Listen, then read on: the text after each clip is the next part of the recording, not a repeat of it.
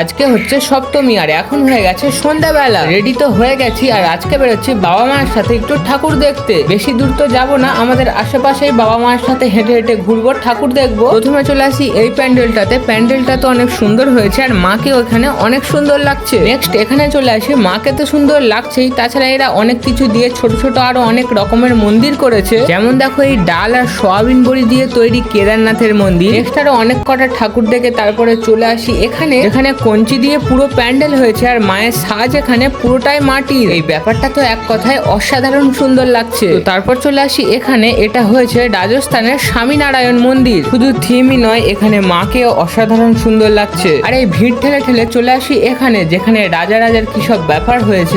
নামটা তো বলতে পারবো না, তবে মায়ের প্রতিমাটা দেখো আর কমেন্ট করে জানাও কেমন লাগলো। হেঁটে হেঁটে তো আরো অনেক রকমের প্যান্ডেল, মায়ের প্রতিমাকে অনেক রকম ভাবে সাজানো, আরো অনেক কিছুই দেখেছি। সবকিছু মিলিয়ে পূজাতে কি কি করলাম, কেমন এনজয় হয়েছে, সবকিছু নিয়ে একটা বড় ভিডিও পূজার শেষে আসবে। তো আজকে এই পর্যন্তই, আবার কালকে দেখা হচ্ছে। আজকের মতো সবাইকে টাটা।